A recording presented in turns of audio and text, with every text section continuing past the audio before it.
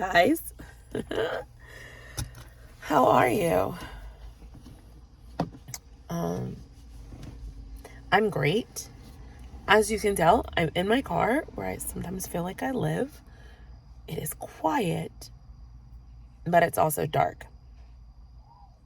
So, cut to this morning. Oh, man, what? There we go. Now my car is going to come back on and everything. But okay, cut to this morning. Well, it was this morning, but I put it in what was supposed to be yesterday's video, but what really went up today. But anyway, cut to that. And then go do the video that I have planned for today while it's quiet. So, it did not get quiet. It did get louder. And I did not get a chance to do the video that I was like, I'm going to do today. So here I find myself again sitting here at 8:51, starving because I haven't technically been inside my house since I left to go do a school pickup at 3 o'clock. That was not the plan. Luckily,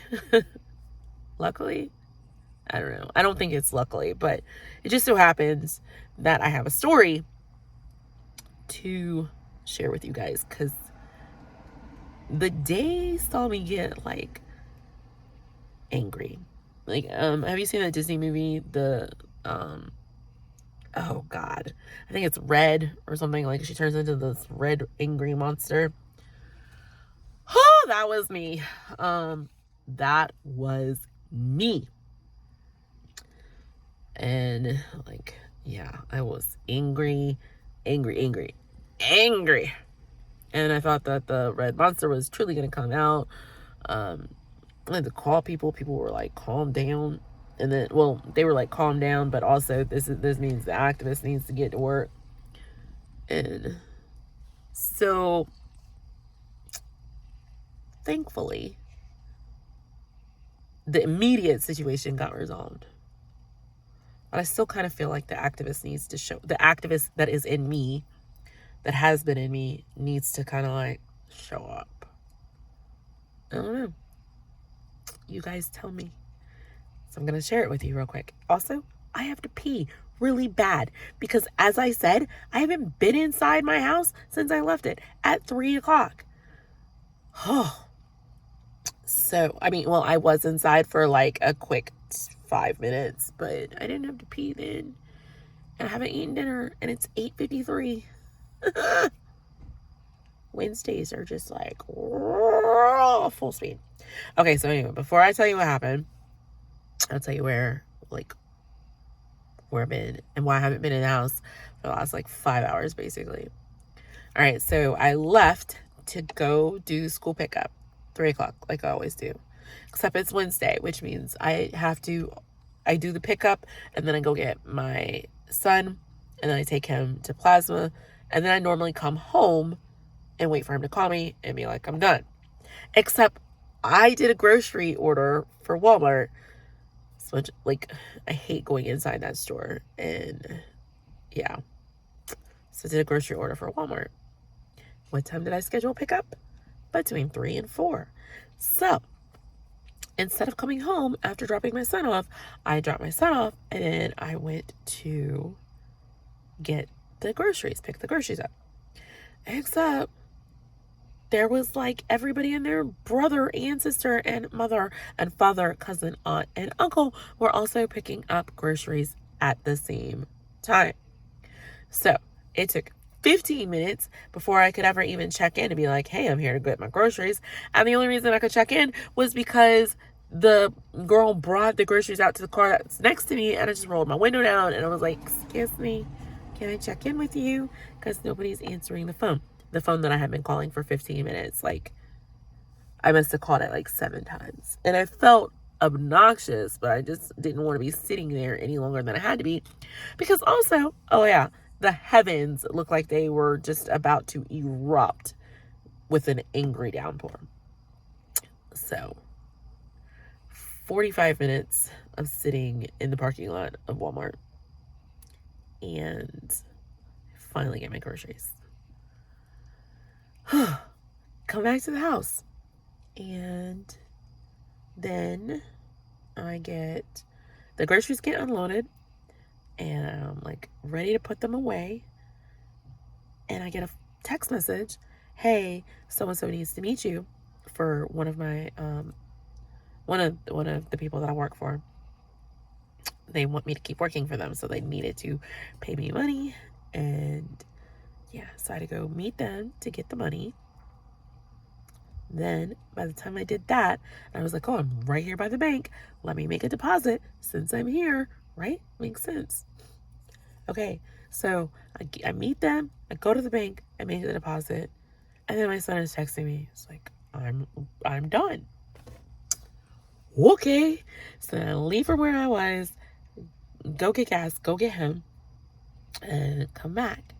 Then I realize, oh my gosh, I have to start a meeting for church, because y'all know I'm the admin at church. I'm like, oh my gosh, I have to send out the information for the meeting, which I normally would have done earlier, but I haven't been home. So, okay, so I dash back home, send out the info for the meeting. My son goes grocery shopping in my newly replenished freezer and refrigerator and cabinets and such. And then we leave. So I take him back to his house.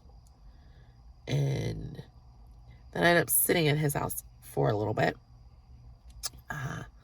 And I go check the mail. It's like, oh, I have another check. I hate holding on to money. Let me run to the bank, deposit it. Except the bank wouldn't take that deposit, wouldn't take that check. So I have to go out there tomorrow. I still have not worked on the website. Then I was like, okay, it's fine. I'll work on it on Thursday morning. Except that my granddaughter, I am a Mimi, I was like, I miss you. I want to come to your house. And she wanted to come like tonight. I was like, yeah, no, that's not happening. So then I was like, okay, you know what? I'm going to go surprise her and have breakfast with her tomorrow, which means when I get up, I actually have to get up. And I don't know who's coming to my house tomorrow. I don't know what kids are coming to my house. I don't know anything. So now it's 8:58. I'm starving. I have to pee. I do have food in the house waiting for me. Some shrimp and chicken, and that's going to be delicious. But also, I am committed to providing space for myself, creating space for myself. So I knew if I went in the house that this right here was not going to happen, because I was going to pee, I was going to eat, I was going to relax, I was going to get in bed, and that was going to be all she wrote. So here we are, me having to pee and hungry, sitting outside of where I live so that I can tell you guys this story. Dedication, man. That is dedication. All right, so here's what happened. A few weeks ago, and I'm not ready to tell you guys like the what happened, so we'll just suffice it to say there was an accident of sorts, or a crime of sorts. We'll say that. All right, so a few weeks ago, my son was the victim of a crime of sorts. And in that crime, his car ended up being put in the police impound lot, and some other stuff had to go into evidence, because they have to investigate the crime, right? Okay, so the stuff is finally released, and I called to make the appointment to also they have my son's phone, so yeah, in evidence, but that's fine. All right, but anyway, I called to make the appointment to go retrieve his stuff. Now, I should tell you, I've been calling these people every day. They say they open at 9, so I call them at 9. I don't have a whole lot of time to call all day, so I've been calling them every day at 9. You cannot leave a message, and nobody has answered the phone, except for today. Today's the first time I've talked to anybody. And I was just like, yeah, hey, I need to retrieve so-and-so's stuff. They asked me for the report number. They asked, all the questions I was prepared for. And then they said, it's going to be $155 for the tow fee. And I was like, I'm sorry, what?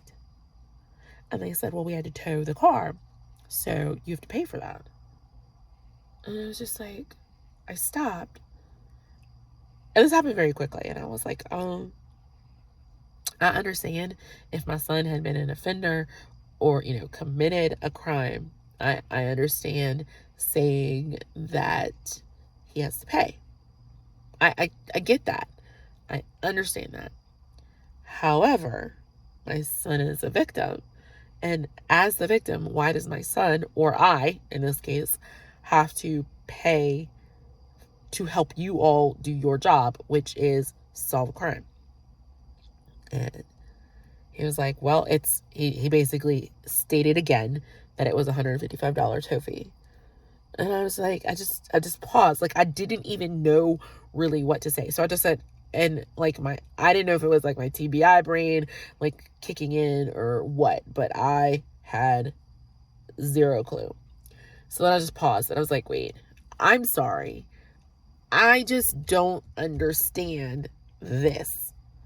Like, I needed an explanation. And then the response was, well, ma'am, I'm going to reach out to the detective, whatever the detective's name is. What's your phone number? I'm going to have him call you and we're going to cancel this transaction. What? Weeks, almost a month, I have been trying to get somebody to answer the phone so I could get the stuff back. And now you're terminating the transaction, which means who knows when somebody is going to answer the phone again. Whatever. But anyway, I was livid. Because I really don't get it. I didn't understand it. I didn't get it. And then I was like, it was like, I don't have it. And my son is in a position where, because of this crime, he has not been able to go back to work and probably will not go back to work or to this particular place. And so I have been like aiding and helping to support my son. And I was like, I don't have it. But not only that, because, I have a really good village, I could have gotten all the fees that they wanted. I'm not worried about that. Like, I could have gotten all the fees. But my point was, why are you charging a victim to get the stuff? Like, I was livid. But, okay. So I talked to my mom, talked to my pastor, kind of calmed down a little bit. My pastor's the one who was like, it sounds like, you may need the activists and you may need to like rise up, step up or whatever. But really, you just need to wait. Let's wait. My mom was like, wait, let's see what the detective says. My mom was like, oh, it was probably put in the system wrong. That's what my mom said. Lo and behold, the detective calls me. Well, he didn't call me. He texted me because he's getting ready to go into a meeting and he's apologizing via text profusely that I had to endure that because as a victim, my son or nobody should have been responsible for all of those fees. And he was entered into the system incorrectly. All right. I don't know. This may be a shock to you all. I'm Black, which means my son is Black. My son is a male.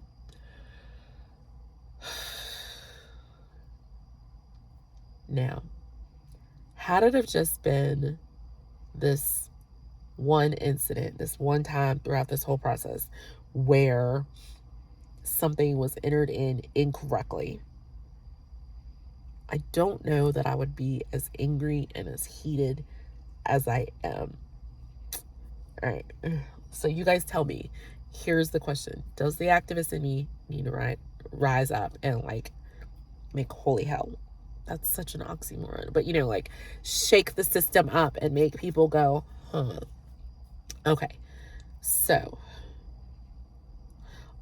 my son had to go on the day that this crime was committed, my son had to go to the hospital.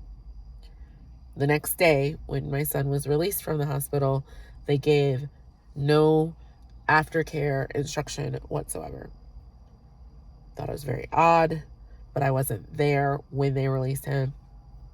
So, mama couldn't ask questions. Also, he's grown, but also crime had happened. So, all right. So like 2 days after he's released from the hospital, we end up going to another hospital just to find out what we are supposed to do. Because nobody had given any information. We get to this other hospital, and the physician assistant at this other hospital, this PA, explains to us what had probably happened. And that was the original hospital treats a lot of people with ill will towards the community. We'll just say that. And she said they probably assumed that he was a perpetrator and that this was his regular thing and he wasn't interested in getting better or knowing what to do, yada, yada, yada, yada, yada. Why would they assume that? Why? Why would anybody assume that?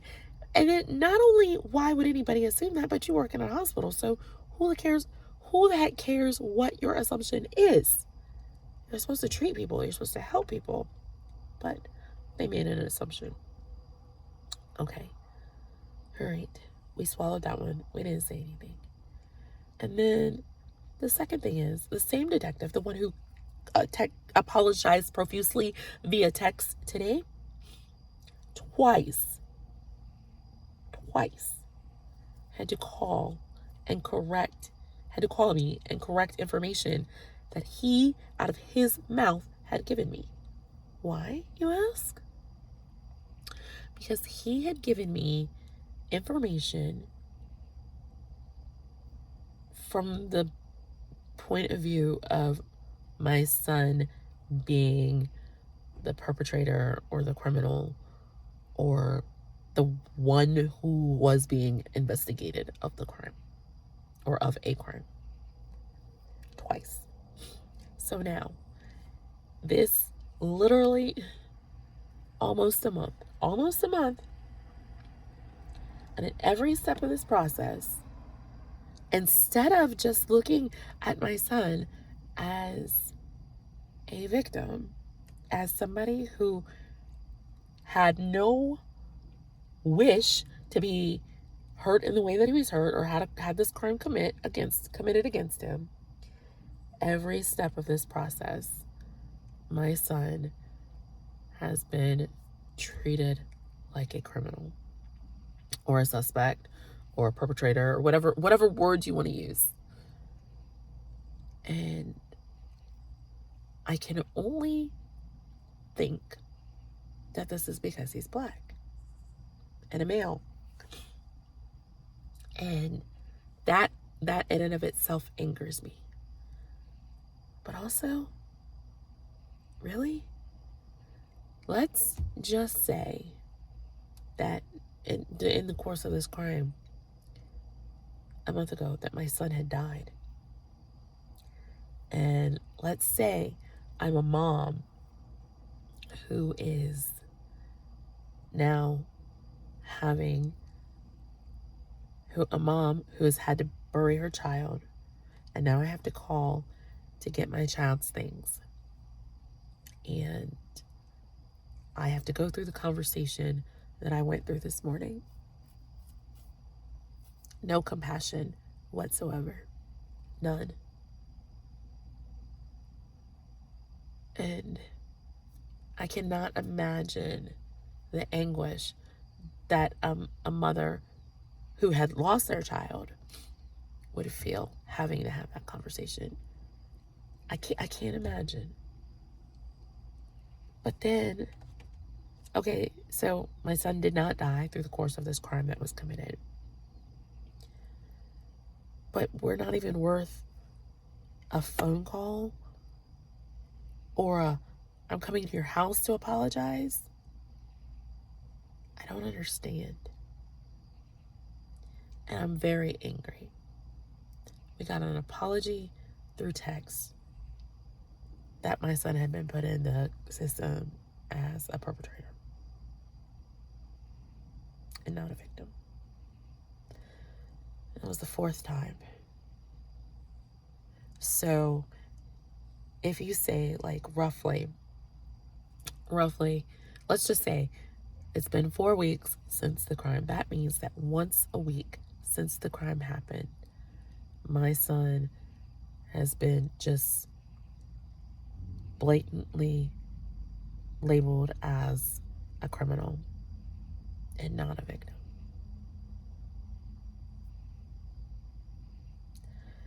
And I'm livid about it. But I'm trying to be patient and bide my time and not rush in guns blazing and screaming. I want to attack the problem and the system directly and with confidence and with my ducks in a row. So you let me know. What would you do? And on that note, I'm gonna go inside. I'm gonna pee. I'm gonna eat. I'm gonna blow my nose because allergies are still like, it rained today and now my allergies are like going haywire. But yeah. So I'm kind of glad that I had to wait to do the video because I think this one was way more important and needed to be said. And I would love for you to leave a comment. Tell me what you would do. Tag people or tell people, share this video with people who you think have a voice to weigh in. And yeah, just let me know what you think, because I could really use some differences in opinions. I could use it all. I don't want to just go off of the strength of my opinion and what I feel. So thanks. Yeah, do all the things that you're supposed to do, or don't. Yeah, thanks so much for watching. Thanks for letting me vent, and I will see you guys tomorrow. Okay, bye.